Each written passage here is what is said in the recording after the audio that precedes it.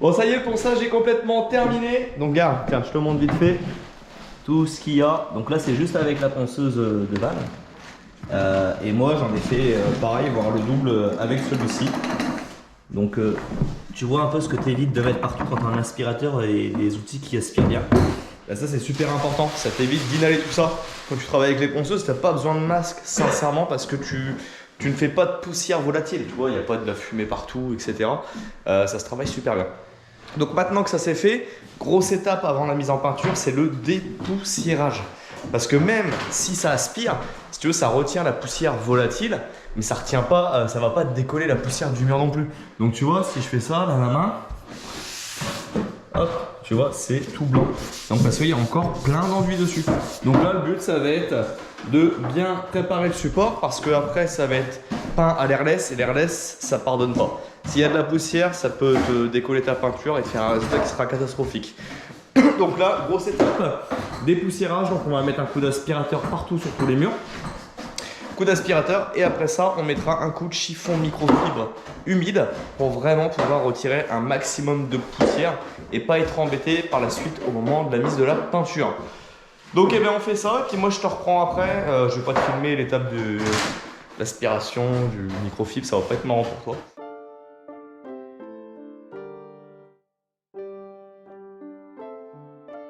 Allez, c'est reparti, ça y est, c'est le lendemain. Et tout le ponçage, l'aspiration, le nettoyage, tout est terminé. Et une fois que tu as fait tout ça, eh ben, ce qui est bien, c'est que tu vois, tu es vraiment nickel. Tu n'as plus de poussière, enfin quasiment plus de poussière. Je te dirais pas qu'on retire 100% de la poussière, ça serait mentir. Mais on retire vraiment le gros, le maximum. Mais voilà, c'est une étape importante à faire si tu veux éviter les problèmes. On a également passé un coup d'aspirateur partout sur les sols. On ne dirait pas, mais c'est juste de l'enduit qui reste. Pourquoi on a fait ça? Surtout, ce qui est important, c'est près des murs.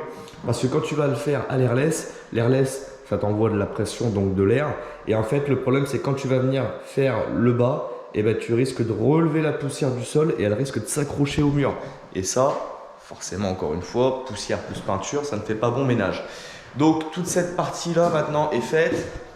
On a fait toutes les pièces. Après, c'est pas évident de te montrer le rendu du ponçage. Je vais essayer de te montrer comme ça, avec une lumière bien rasante. Tu vois, on a quelque chose de droit. Hop, tiens, il restait une petite bricole là. Mais voilà, on a quelque chose de droit. On n'a pas de vagues, on n'a pas de bosse, on n'a pas de sardines. Et on a un résultat qui est très très bien. Donc là, ce qui est bien, c'est que toutes les pièces sont préparées. Donc là, il reste une étape avant la préparation et la mise en place de la peinture. Ça va être les protections. Donc, l'airless, tu gagnes un temps de malade mental.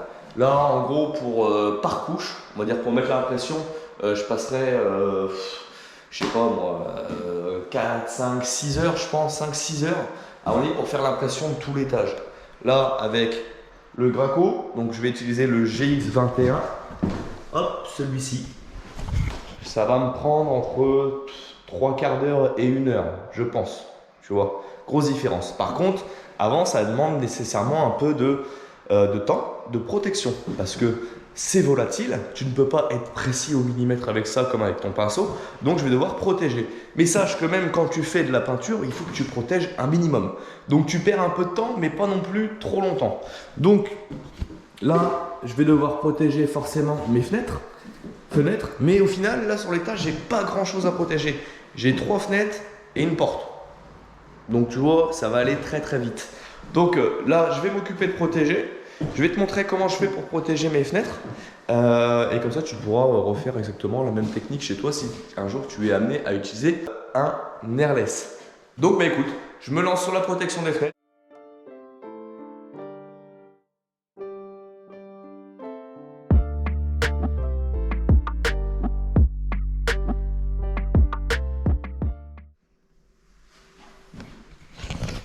Bon, ça y est, tout est prêt, tout est protégé. Donc les préparations sont bonnes. Maintenant, on va passer à la peinture. Donc la peinture, là j'utilise l'Aqualine l'impression Aqualine de chez Unicalo. Une très bonne peinture, c'est ce que j'ai utilisé pour faire tout le rez-de-chaussée de la maison. J'en suis pas déçu. Donc on va continuer là-dessus sur ces chambres-là. Maintenant, pour l'airless, c'est un peu plus spécifique. Il faut que tu les dilues un petit peu pour que ça passe mieux dans ton pistolet. Donc moi sur le bas je ne l'ai pas fait, on m'a conseillé quand même de le faire, donc on va le faire un petit peu. Je vais diluer ça entre 5 et 10%, donc pour ça j'ai pris mon petit verre doseur. Ensuite, en plus de la diluer, moi ce que je fais maintenant, c'est que j'y ajoute un petit colorant. Alors ça j'ai pris ça chez Uniqalo aussi, tu vois c'est le Color Plus. Alors je pense pas que ça soit fait spécialement pour ça, mais moi je les colore un petit peu, comme ça la peinture, l'impression est un poil plus foncé. Ça a deux grosses utilités. Une, pour les retouches d'enduit que tu vas faire. Par la suite, tu auras toujours des petites retouches à faire. Tu ne pourras pas être parfait dès le début, enfin, à moins que tu arrives, hein, mais toujours des micro-retouches à faire. Et au moins, quand tu passes ton enduit, tu vois où tu es passé. Et deuxième chose, pour quand tu vas projeter sur le mur. De 1, blanc sur blanc, c'est compliqué. Au moins là tu vois où tu passes, et surtout quand tu vas repasser ta couche de finition, si ton impression est un peu plus poncée, là tu vas vraiment bien voir tes passages de pistolet, et ça je pense que c'est quand même plutôt très important. Donc là je vais diluer ma peinture, je vais mettre un petit peu de colorant et on sera prêt à pulvériser tout ça. La peinture est diluée, j'ai préparé 2 seaux parce que je sais qu'il va m'en falloir plus que 1, donc je préfère préparer mon deuxième seau plutôt que de devoir le faire en cours de peinture. C'est toujours plus embêtant de devoir s'arrêter, reprendre la visseuse, machin. Au moins là, je suis prêt à tout peindre d'un seul tenant et sans m'arrêter en cours de route. Donc maintenant que ça c'est fait, on va mettre le pistolet en route. Donc là, je vais t'expliquer un peu toutes les étapes pour savoir comment en fait démarrer ta machine déjà dans un premier temps. Donc tu viens mettre ta petite buse dans un seau de peinture. Tu vas tirer la petite barrette qui est ici. En fait, celle-ci va te permettre de pouvoir mettre ta pompe en route, de retirer l'eau qu'il y a dedans et tout simplement l'amorcer. Une fois qu'il y a de la peinture qui coule, tu peux retirer la barrette, ça veut dire que ta pompe là est remplie de peinture. Donc une fois que c'est fait, en fait tu viens tout simplement l'accrocher sur ton tuyau. Moi je recommence un petit coup pour être sûr qu'il y ait vraiment que de la peinture. Donc une fois que tu as fait cette première étape, tu refais exactement la même chose en fait avec ton pistolet, parce que celui-ci est rempli d'eau en fait à cause de l'ancien nettoyage. Moi je le laisse en pression, je laisse de l'eau dedans, et du coup au moment où tu le remets en route, il faut que tu vides toute l'eau dans le circuit. Donc là tout simplement tu appuies sur ton pistolet dans un seau d'eau, tu fais ça sur le bord, et comme ça dès que tu vois un petit peu de blanc qui commence à apparaître, c'est que tu vois, ça y est, là tu as de la peinture. Donc une fois qu'il y a la peinture, n'hésite pas à le faire encore un petit moment, histoire d'être sûr de ne plus avoir d'eau, mais pas trop non plus pour pas gaspiller toute ta peinture. Donc là on va vérifier que le jet est bon. On va vérifier qu'on ait une belle bande droite sans cordage. Alors je vais t'expliquer.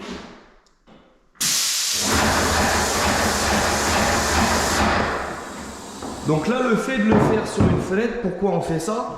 C'est pour voir si on n'a pas de cordage. Donc le cordage c'est quoi? C'est d'avoir une bande comme ça droite au milieu, plus un jet, tu vois, une ligne, une petite ligne de chaque côté. Si tu as ça, tu refais tes réglages. Donc soit ça vient de ta pression, soit de ta buse. Donc ça c'est à toi de faire les réglages pour voir que tu n'aies pas ça. Donc si tu as les cordages, tu arrêtes tout de suite, tu ne peins pas. Sinon tu vas avoir des gros traits tout partout, ça va être très très moche. Donc c'est pour ça qu'on le fait sur la fenêtre, parce qu'avec la lumière derrière et le fait d'avoir quelque chose de transparent, on voit comment on est. Donc là on voit qu'on est pas mal, qu'on a un beau jet fluide. Après là si c'est un peu plus clair, c'est parce que moi j'ai pas vraiment fait continu. Voilà, c'est juste pour le test. Donc là on voit qu'on est bien. Donc ça fait vraiment un beau jet. Après, moi je te conseille d'avoir la poignée, une rallonge et le clean shot. Le clean shot, quand tu prends une rallonge, c'est obligatoire. Parce que le problème, c'est que avec la rallonge, si tu n'as pas le clean shot au bout, et bien en fait, quand tu vas arrêter d'appuyer sur le pistolet, il restera de l'air dedans. Et du coup, à chaque fois que tu arrêteras, pouf, ça va te rejeter une petite bavure de peinture. Et ça, le clean shot te l'empêche. Et en plus, ça te permet de tourner ta buse là à 90 degrés. Et dans certains endroits où tu n'as pas l'espace, c'est assez large pour faire ça, ben, tu te mets sur le côté, tu mets ta buse à 90 et là, ça va super bien. Donc là, moi je sais que le réglage, il est bon. Après, j'y ai jamais touché. C'est aussi pour ça que là, c'est très rapide. Une fois qu'il a été réglé une première fois, j'y ai jamais touché. Ça n'a jamais bougé. Donc là, moi, mes deux seaux sont prêts. Le moteur est prêt. Je vais commencer par les pièces du fond parce que moi, je vais laisser le moteur ici. Comme ça, il ne va pas m'embêter. Et là, je vais partir avec le tuyau jusqu'à ma chambre là-haut en premier. Je vais faire cette pièce-là là-bas. Comme ça, le tuyau ne touchera pas les peintures déjà finies. Donc là, tu vois, c'est assez grand. On doit avoir 15 mètres de tuyau. Donc je peux te dire qu'on est plutôt large. Donc, eh ben, écoute, c'est parti. On se lance là-dessus et on va voir combien de temps je mets pour faire la peinture. Je vais profiter d'un endroit où c'est pas trop, où c'est pas enduit du tout. C'est l'intérieur du placard pour te montrer comment on fait pour utiliser l'airless. Donc tout d'abord, tu commences par tes angles. Tu fais toujours tes angles en premier. Par exemple, quand tu fais ton plafond, tu fais tous tes angles de ton plafond. Ça, c'est la première chose à faire. Ensuite, deuxième, quand tu viens pulvériser, je vais te montrer comment on fait. Tu pulvérises, donc tu pars du bas, du haut, peu importe. Tu gardes toujours le même mouvement et tu essayes d'être un maximum perpendiculaire à ton mur. Ça, c'est important.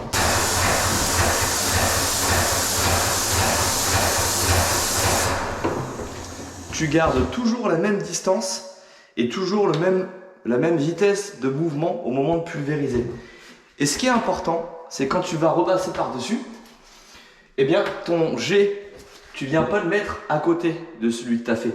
Tu viens axer ta buse par rapport à la fin de ton trait de peinture. En fait, tu reviens comme ça, je vais te montrer.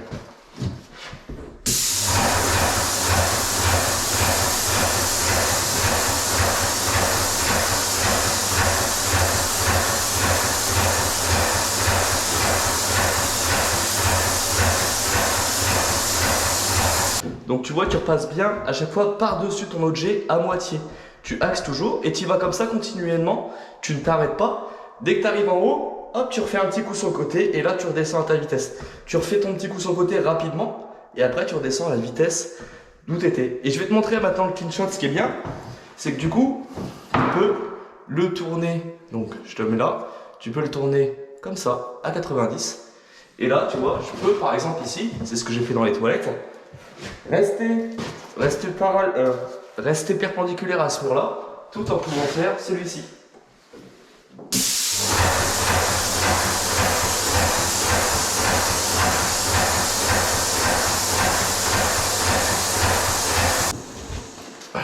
Donc l'utilisation n'est pas très compliquée. Quand tu n'as pas de problème, que ta peinture est bien diluée, que tu as les bonnes buses, ça va tout seul. Allez, maintenant il me reste plus que la grande chambre.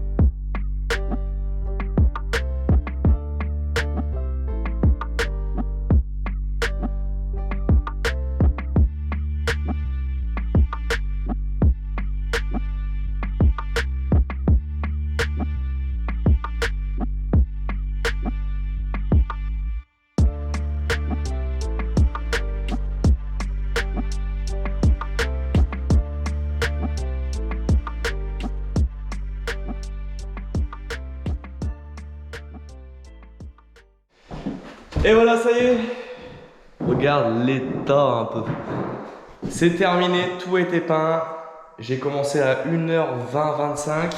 Il est 1h33 et j'ai même eu le temps de nettoyer tout le restant de peinture qui était dans l'airless. Je le nettoie pas complètement parce que demain je vais faire la peinture de finition, donc pas besoin de s'embêter à le nettoyer complètement. Mais comme tu as vu, tout s'est super bien passé. J'ai fait un seau, allez, même pas un seau et demi. Donc au final, en termes de quantité, ça va. Un seau et demi pour 250 mètres carrés de surface, à peu près. 200, ouais, je pense entre 200 et 250 mètres carrés. Donc c'est pas mal. Tu vois, ça en bouffe pas tant que ça. Et tu fais le travail très rapidement. Une couche en 1 heure. Ça, c'est juste merveilleux. Et surtout le résultat qu'on va avoir après, c'est lisse, C'est vraiment pas que la rapidité, c'est aussi la finition que tu vas avoir avec ce type de produit-là. C'est très lisse, c'est pas pommelé, donc c'est vraiment top. Donc maintenant que ça c'est fait, j'attends que ça sèche. Cet après-midi, je viens, je fais les retouches d'enduit qu'il y a à faire et les joints acryliques pour avoir de beaux angles dans tous les coins, dans tous les angles rentrants intérieurs de l'étage. Les peintures sont bien, sont bien sèches, non, elles sont pas sèches. Elles ont tiré en surface. Donc là, je vais pouvoir faire mes petites retouches. Si tu veux, j'ai pas besoin d'agrandir complètement les murs. Je vais faire des toutes petites retouches là où il y a des rayures. Tu vois, tout simplement. Donc il me reste un fond d'enduit, hop, de finition. Tu vois, il reste rien, mais je vais avoir besoin de quasiment rien. Donc ce que je vais faire maintenant, je vais me déplacer avec ma petite Unilight. Je vais éteindre ma lumière. Hop, ici. Là, on se met quasiment dans le noir. Et on va se balader. Tu vois, là, j'ai des petits trucs. Tu vois ça, là. Enfin, je sais pas si tu vas te rendre compte. Ça, c'est pas grave. Moi, après, je vais repasser un petit coup de ponçage. Je vais reprendre la girafe. Je vais poncer mon impression. Pour vraiment avoir un résultat encore plus meilleur, beaucoup mieux à la fin. Donc ça, je m'en occupe pas. Ce que je vais aller chercher, c'est les rayures. Alors attends, des rayures ou des petits trous. Tiens, regarde ça. Tu vois, ça c'est un bel oubli ça. Ça c'est un manque d'enduit. Donc comme je t'ai dit, ça je m'en occupe pas forcément au moment du ponçage de la définition. Je préfère venir faire mes petites retouches après. Donc j'ai des petites choses comme ça. Est-ce que j'en ai d'autres? Là sur ce mur là je vois pas. Donc moi je m'occupe de ça principalement, on va dire à hauteur d'homme. À hauteur là où tu vas le voir, au niveau des yeux. Si tu veux, par exemple, le plafond, je vais regarder rapidement, mais le plafond, on n'a pas de lumière naturelle qui va venir aller toucher le plafond et on va avoir les spots qui vont en gros nous éblouir. Donc je ne vais pas aller chercher le tout petit défaut rikiki au plafond. Je vais vraiment m'occuper de ce que je peux voir à l'œil qui va être vraiment à hauteur de mes yeux. C'est-à-dire que quand une fois qu'on aura fini la chambre, qu'on aura mis les éclairages, tu vois les murs comme ça, hop, on va se balader avec la lumière. On essaie de toujours mettre la lumière dans le sens des éclairages et de la lumière naturelle. Donc sur ce mur là, je vais devoir me balader et comme ça pour la lumière naturelle et comme ça pour les spots. Là, on va devoir y aller surtout en comme ça, mais voilà, au moins on va voir tous les défauts. Donc là c'est parti, je me lance là-dessus. Je vais essayer de faire la petite technique à Valentin. J'ai pris le casque pour la musique. Bah, tu m'as compris quoi. Et je vais la bloquer comme ça. Comme ça, partout où ma tête ira, partout où mes yeux iront, la lumière ira. Donc tu vois, hop, et là comme ça, tu vois ça, imagine c'est ma tête, la caméra, hop, et je vais me balader comme ça, et je vais aller regarder, hop, tu vois là, on voit là, et vice versa. Donc c'est parti, la classe à Dallas comme on dit, et c'est bon pour la touche.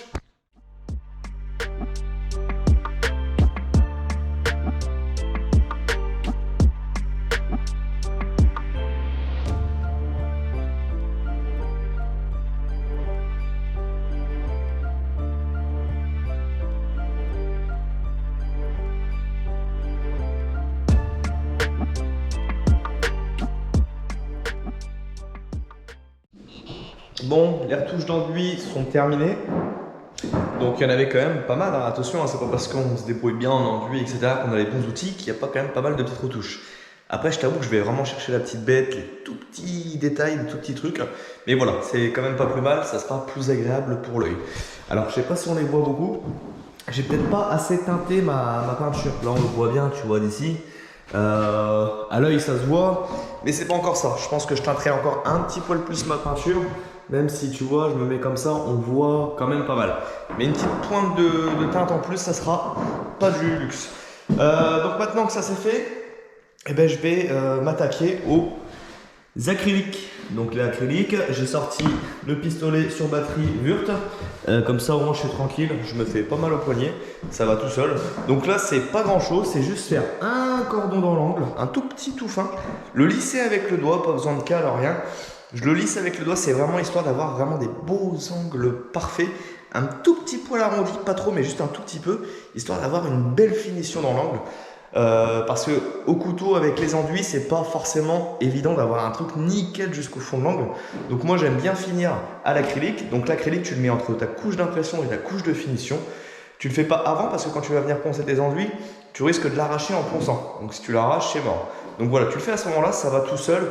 En plus, comme il y a déjà une couche d'impression, ça te permet de bien glisser avec l'eau, ça glisse dessus. Ça va vraiment parfaitement bien. Donc là, je me mets là-dessus.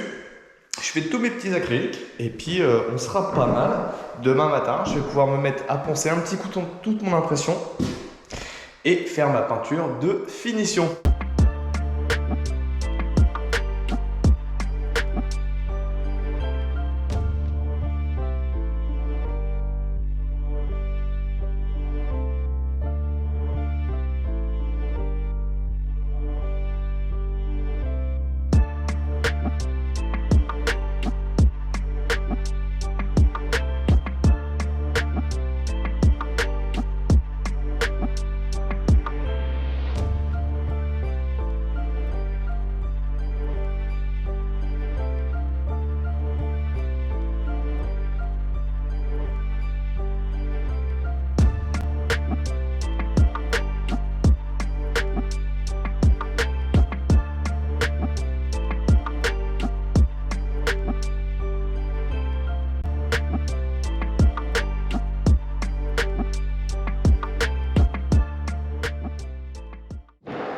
Bon, lendemain matin, les retouches forcément sont secs, les joints acryliques aussi. Donc comme prévu, l'aspirateur et la ponceuse sont ressortis et je vais pouvoir du coup égrener tout le support. Donc là j'y vais en papier en 240 je crois. Je vais y aller en vitesse tranquille, ce qui va me permettre d'égrener ma peinture et de retirer tous les petits pets de peinture là ou je sais pas quoi, qui va me permettre de retirer tout ce qui n'est pas droit et lisse sur l'impression. Donc en même temps refaire mes petits défauts, etc. etc. Donc je me lance là-dessus. Dernière étape de ponçage, ça fait plaisir parce que le ponçage c'est vraiment chiant. En plus là il y a de la surface, il y a beaucoup de retours de mur, il y a beaucoup d'angles, enfin le truc un peu chiant. Et quand j'aurai fait ça, je redépoussière le support complètement et on va pouvoir se mettre à la peinture de finition. Et là c'est cool parce qu'on va vraiment voir le résultat, même si avec l'impression ça donne déjà un super résultat. Allez.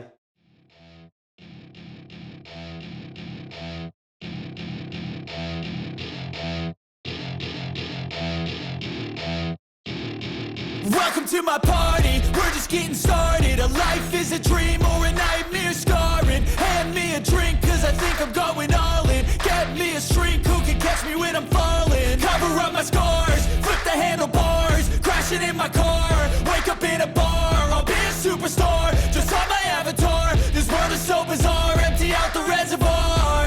Yeah, I'm taking 6 shots, yeah, straight to the face. And I wanna get lost, I'm sick of this place. Don't know how to stop when I'm feeling this way. So I'm taking 6 shots till I'm feeling okay.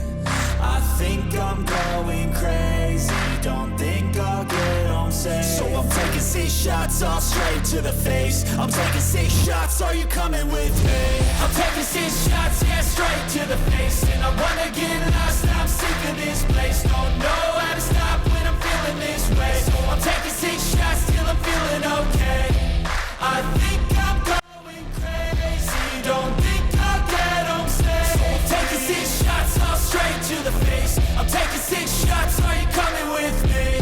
Sometimes you need to let loose, grab juice, get goose, tattoos, taboos, get screwed. Bon ça y est, comme tu l'as vu, toute l'étape préparation est terminée, ponçage c'est fait, je t'ai montré que sur cette pièce là, t'as vu je t'ai pas embêté avec toutes les pièces. Et aussi pareil pour le nettoyage des murs, le dépoussiérage, du coup j'ai décidé, plutôt que d'y aller avec un chiffon microfibre cette fois, de prendre le Villeda. Ce qui est bien, c'est que ça te fait un truc bien plat, tu peux l'essorer correctement. Et tu as déjà un manche dessus, tu vois, et une fois que tu l'aplatis, je vais pas te montrer parce que c'est chiant aussi, voilà, tu vois. Une fois que tu l'aplatis, ça te fait vraiment une surface bien plane. Et ça, c'est juste génial. Donc, même si quand tu ponces en impression, ça ne te dégage pas énormément de poussière, parce que tu vas pas décoller ta peinture non plus, hein. En même temps, tu refais tes retouches. Mais faut quand même le faire. Il y avait un petit peu là, regarde, je te montre. La main, elle est juste sale de peinture, c'est pas de la poussière. Tu vois? Là, tu n'as plus un brin de poussière et franchement, c'est nickel. Donc, je pense que même sur les enduits de finition, je ferai avec ça. Je verrai si ça humidifie pas trop. Logiquement, en l'essorant bien, ça se passe bien. Donc voilà, mais là, j'ai gagné un temps fou. J'ai mis 20 minutes pour faire tout, alors qu'hier, on a mis une demi-heure à 2. Au fibre et à la main ou avec le balai, c'était super chiant. Donc là, tout est fait, tout est prêt. Tour de finition Aqualine, velours de chez Unicalo. Mur et plafond avec. Moi, je m'embête pas à faire du mat au plafond, du velours, franchement. Avec le pétard, tu arrives à avoir des super beaux résultats. Quand tu as un plafond qui est bien préparé, attention, le velours, il est entre le mat et le satiné. Par contre, quand tu pulvérises au pétard, au GX21, donc tout ce qui est airless, ça te fait briller un peu plus ta peinture. Donc, le velours, là, il va être entre le satiné et mat. Donc, ça, tu peux le faire à ton plafond quand tu as des plafonds qui sont nickel. Si tu as des plafonds où tu as juste les bandes qui sont faits, que tout n'est pas poncé, attention, ne fais pas ça. Pars sur un mat. Le mat cache les défauts, alors que le satiné, lui, les révèle. Si tu veux, comme c'est brillant, plus c'est lumineux, plus tu risques de voir les défauts. Donc là, comme on a des supports qui sont super bien préparés, on peut se permettre de le faire comme ça. Donc moi, je m'embête pas à faire un coup de plafond longtemps et le... Non, franchement, moi, je vois pas l'intérêt personnellement de faire ça. Donc là, tout est prêt. Les peintures, les deux seaux sont mélangés, comme ça, je suis tranquille. Le pistolet, il est réglé. J'ai fait mon réglage là-bas, on est nickel. Donc, eh ben, écoute, maintenant, il n'y a plus qu'à pulvériser ça. Donc, je refais la même organisation.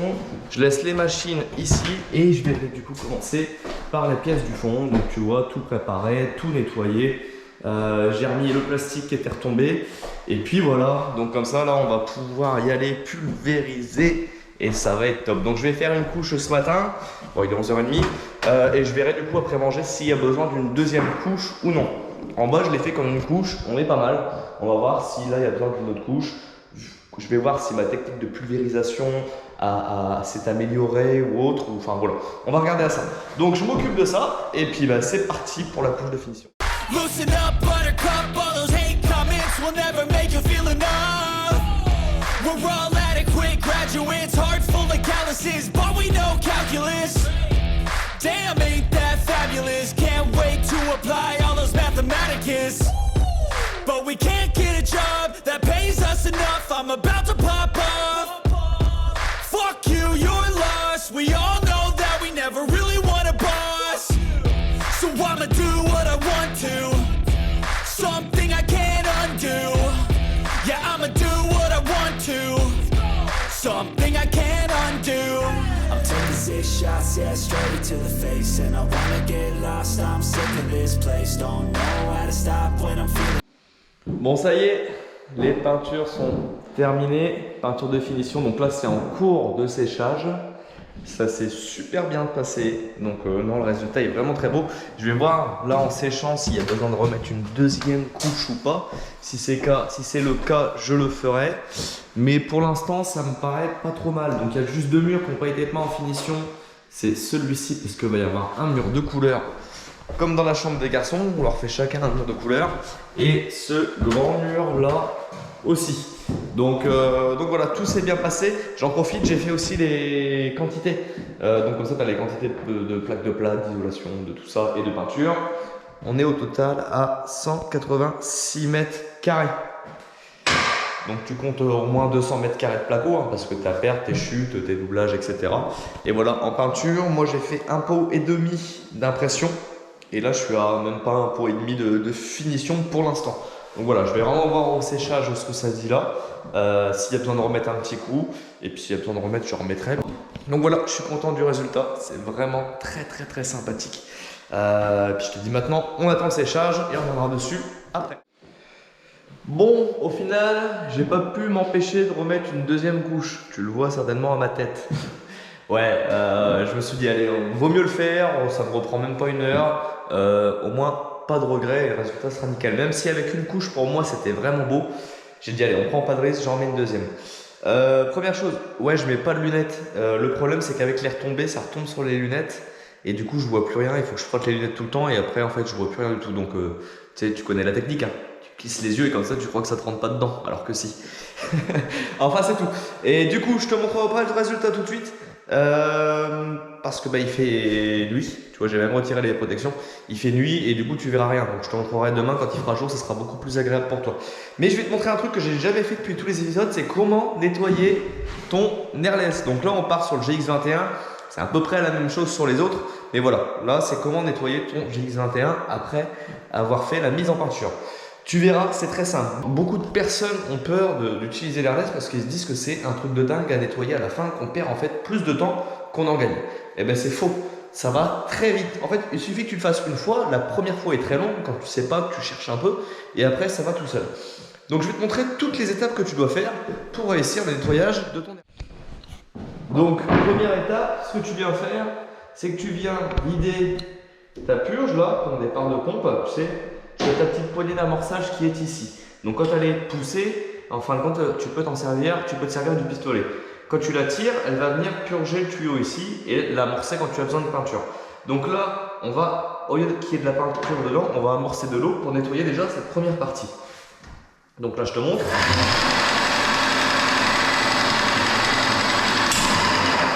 Dès que tu as de l'eau qui sort, c'est bon, tu n'as plus besoin de vider ta peinture. Donc là, j'ai gardé mon seau de peinture pour remettre toute ma peinture qui me restait dedans, pour éviter le gaspillage. Parce que dans ton tuyau, il reste quand même beaucoup de peinture.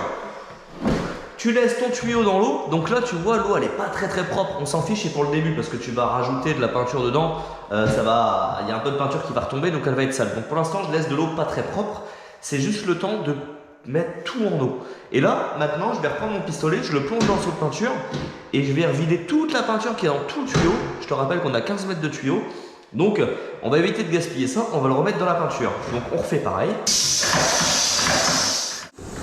Donc là c'est bon, je sais que j'ai vidé toute ma peinture, donc ce que je fais, hop, je remets mon couvercle.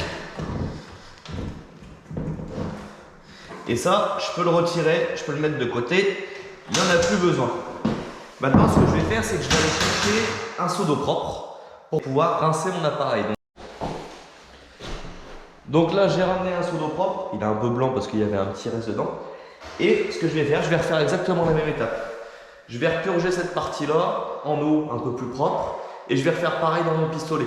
Je vais la nettoyer petit à petit, je vais faire comme ça pendant une paire de litres et après je vais commencer à nettoyer les filtres.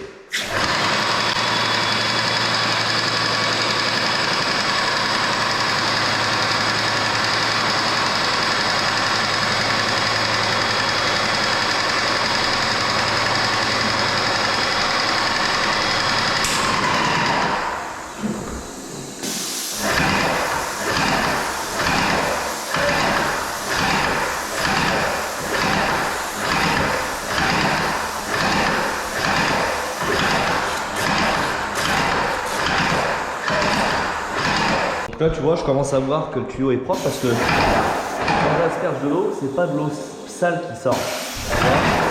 J'ai nettoyé la paroi et ça me laisse une eau plutôt claire.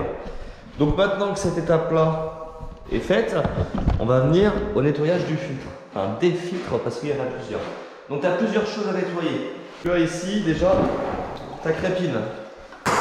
Donc cette partie là tu me la nettoies correctement pour que tous les trous dans les mailles ne soient pas obstrués en fait. Donc je fais déjà un premier coup avec cette eau-là. On fera vraiment un coup d'eau propre à la fin. Et là déjà, on va retirer le plus gros sur la crépine. Ensuite, deuxième chose à faire, c'est démonter. Tu peux démonter le filtre de ton pistolet. Donc là, tu as le filtre dans le pistolet qui est ici. Par contre, avant de le retirer, il faut que tu vides bien la pression. Donc tu l'éteins et tu vides la pression. Sinon, quand tu vas le retirer, ça risque de péter de partout. Donc là, c'est retiré. La pression est vidée. On peut le retirer. Hop, et là, on va accéder au filtre qui est à l'intérieur. Tu vois, ce filtre ici. Donc c'est un tout petit filtre, toute petite maille. Et bien là, c'est pareil. Tu viens retirer toute la peinture. C'est que tu vois, la peinture, elle puisse bien passer à travers après. Donc il faut vraiment que c'est pareil, que les mailles soient bien nettoyées. Donc ça, tu le nettoies bien. Je le nettoierai après sous l'eau tout à l'heure. Hop, je le remets dedans. Donc ça, c'est fait. Après, tu peux re-rincer un coup l'intérieur. Maintenant qu'il n'y a plus le pistolet, Tu mets en route, mais tu fais bien attention d'être au-dessus d'un seau. Tu vois, je vais remettre en route. Il te reste un autre filtre qui se trouve ici. Donc c'est ça. Donc il faut démonter cette partie-là et là. Me demande pas le pas des clés, je me rappelle plus. Moi je prends toujours une pince multiprise et une molette. Au moins je suis tranquille, il n'y a plus besoin de se souvenir des détails de raccord. Donc tu viens retirer ça. Pour retirer ça, il faut déjà que tu retires le mammomètre, je crois que c'est comme ça que ça s'appelle. Ton truc pour la pression.